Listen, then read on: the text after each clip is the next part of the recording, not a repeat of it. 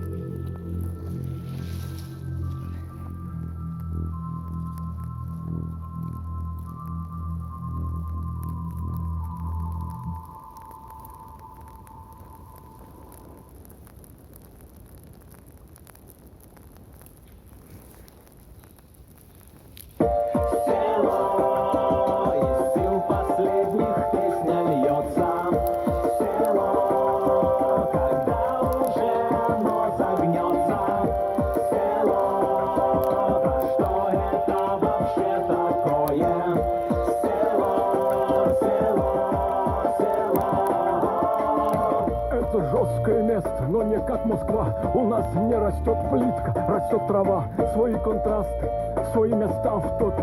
Алкоголическая Мекка, жопа жопа в жопе, то самое место, где не проводят гей-парады. Запретили? Нет, просто никому не надо. Здесь без анестезии режут аппендицит. Наш профицит огромен. Кстати, что такое профицит? Сыпется с небес, только снег и дождь вроде. Штрафов нет, так быстро здесь никто не ходит. Поедем завтра на пруд, пятница завтра.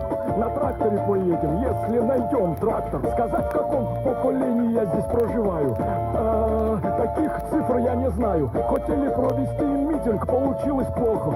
Пикетировали в поле, всем помню наше село 70 лет назад. Стало только хуже, наверное, мировой стандарт. Хотим узнать мы, что такое квинтэссенция. Спросим у сторожа, он интеллигенция.